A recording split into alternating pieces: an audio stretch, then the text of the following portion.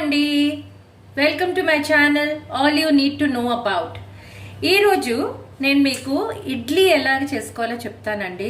అంటే అందరూ అనుకోవచ్చు ఇడ్లీ ఏముంది అందరికీ వచ్చిందే కదా అని, కానీ నేను వితౌట్ రైస్ అండి. అస్సలు నేను రైస్ అన్నదే వాడను ఇడ్లీలోని. ఎందుకంటే మా ఇంట్లోని మా మదర్ కొంచెం sugar patient, diabetic patient, and అంటే నేను కూడా కొంచెం డైట్ ఫ్రీక్ చేస్తానండి. నాకు కూడా బార్డర్లో ఉంది షుగర్. సో నేను చెప్పుకోవాలి కాబట్టి నేను చెప్పుకుంటున్నాను. అందులో తప్పు లేదు. బార్డర్ అంటే నేను యాక్చువల్గా బార్డర్ కాదు, బట్ నేను నా రివర్సల్ ప్రోగ్రాంలో నేను ఉన్నానండి. సో అందుకనే నేను రైస్ ఎక్కువ ప్రిఫర్ చేయట్లేదు.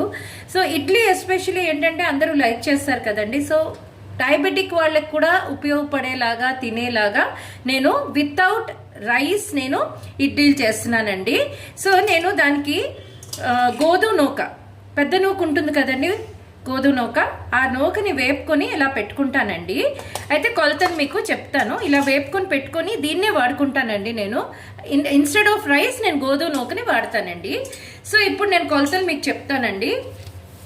ఇప్పుడు నేను ఈ చిన్న గ్లాస్ తీసుకున్నానండి. చూడండి, మీకు గ్లాస్ చూపిస్తాను. సో ఇలాగా నేను ఇగో ఈ చిన్న గ్లాస్ తీసుకున్నాను.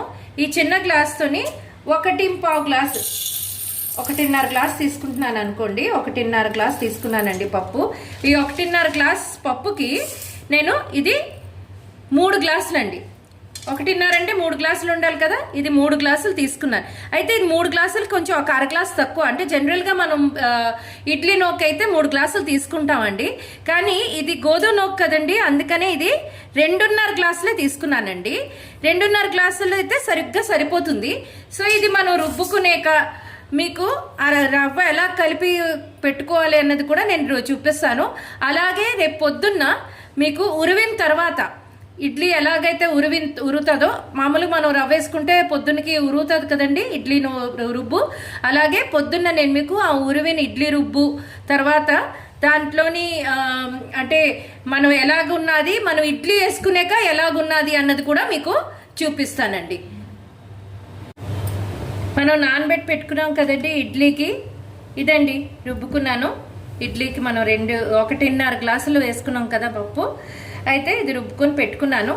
ఇది మీకు చెప్పాను కదండి 2.5 గ్లాసులు దలియా నూక వేపిందండి.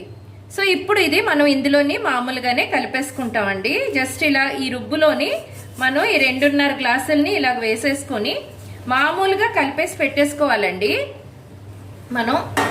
సో జస్ట్ మన ఇడ్లీ రవ్వ ఎలాగైతే కలుపుకుంటామో అలాగే. అయితే ఇదేం మనం కడగక్కర్లేదండి, ఎందుకంటే ఆల్రెడీ మనం వేపేసుకొని ఉన్నాం కదా. సో ఇలా కలిపేసుకొని మనం రాత్రంతా ఇలా వదిలేయాలండి. మామూలుగా ఉరుగుతుంది కదా, అలాగే ఇడ్లీ ఎలాగైతే ఉరుగుతుందో అలాగే మనం దీన్ని ఇలా కలిపేసుకొని చక్కగా, చూడండి నేను చక్కగా కలిపేస్తున్నాను కదా. అయితే కొంచెం చిన్న ఉండల్లాగా ఉంటాయండి, అది చూసుకోండి. కలుపుతున్నప్పుడు మాత్రం మీరు చూసుకోవాలండి. ఉండల్లాగా కొంచెం కొంచెం ఉంటాయి, ఎందుకంటే వేపింది కదా, కొంచెం ఉండల్లా అనిపిస్తుంది మీకు. అది మెల్లిగా తీసేసుకొని కలుపుకుంటే సరిపోతుందండి. చూసారు కదా ఎలా ఉందో. అయితే ఇది రేపు పొద్దునకల్లా ఊరువేసరికి మనకి బాగా ఉలకనగా అయిపోతుందండి. అప్పుడు ఒకవేళ మనకి గట్టిగా ఉంది అనిపిస్తే కొంచెం మనం వాటర్ వేసుకొని పల్చగా చేసుకోవచ్చండి. ఇదిగోటండి చక్కగా ఉంది, చూసారు కదా, చాలా ఫ్లఫీగా ఉందండి. సో దీన్ని మనం ఇప్పుడు మూత పెట్టుకుందాము. రేపు పొద్దున్న మీకు తీసి చూపిస్తానండి. మొత్తం ఇడ్లీ ఉరిగిన తర్వాత ఎలా ఉంది అన్నది చూపిస్తాను. అలాగే ఇడ్లీలు పెట్టుకొని తీసేటప్పుడు కూడా ఎలాగ ఉన్నది అన్నది కూడా మీకు చూపిస్తానండి. చూడండి ఎంత చక్కగా ఉందో, చూస్తున్నారు కదా, చాలా ఉలకనగా ఉడికింది. ఓకేనండి, రేపు పొద్దున్న మీకు మళ్ళీ ఇది ఉరివిన తర్వాత చూపిస్తానండి. ఇదండి నిన్న రాత్రి మనం కలుపుకొని పెట్టుకున్నాం కదండి ఇడ్లీ రుబ్బులోని గోధుమ నూక. చూడండి ఎలా అయిపోయింది, చూసారా, చాలా గట్టిగా ఉందండి. సో అయితే నేను సాల్ట్ రాత్రి వేసుకోమండి, నేను ఎప్పుడు వేయను, ఎందుకంటే సాల్ట్ వేస్తే ఇంకా బాగా పులిసిపోయి ఇది అయిపోతుందని చెప్పి నేను మార్నింగే యాడ్ చేసుకుంటానండి. చూసారా చాలా గట్టిగా ఉందండి, మొత్తం నీరంతా పీల్చేసింది. అప్పుడే కూడా మీతో రాత్రి కూడా చెప్పాను కదా, మనం అవసరమైతే నీళ్ళు వేసుకుందామని. ఒక గ్లాసు నీళ్ళు తీసుకున్నాను, అయితే గ్లాస్ పడదు, ఒక హాఫ్ గ్లాస్ లాగా వేసుకుంటానండి. ఇదిగో హాఫ్ గ్లాసు. సో ఈ హాఫ్ గ్లాస్ వాటర్ వేసుకొని కొంచెం సాల్ట్, మనకి టేస్ట్ తగ్గ సాల్ట్ వేసుకోవడమేనండి. నేను ఒక స్పూన్ వేసుకుంటున్నాను. సో ఇది కలిపేసుకొని మనం ఇడ్లీలు పెట్టేసుకోవడమేనండి. ఇడ్లీలు పెట్టి నేను తీసాక మీకు చూపిస్తానండి ఎలా ఉందో కన్సిస్టెన్సీ, అంటే ఇడ్లీ ఎలా వచ్చింది, బాగా వచ్చిందా లేదా అన్నది కూడా మీకు చూపిస్తాను. చూడండి, నేను చక్కగా ఇలాగా కలుపుకుంటే సరిపోతుందండి.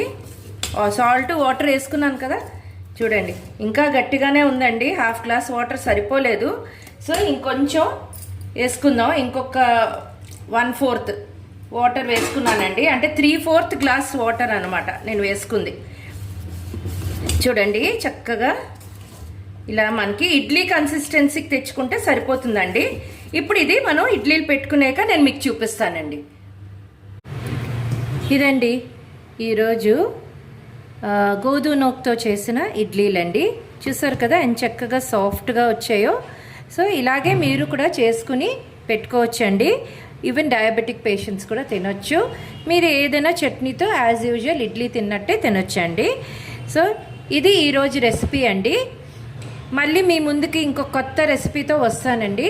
అయితే దాని ముందు మీరు నా ఛానల్ని లైక్ చేసి, షేర్ చేసి, సబ్స్క్రైబ్ చేసి బెల్ ఐకాన్ని ప్రెస్ చేయండి.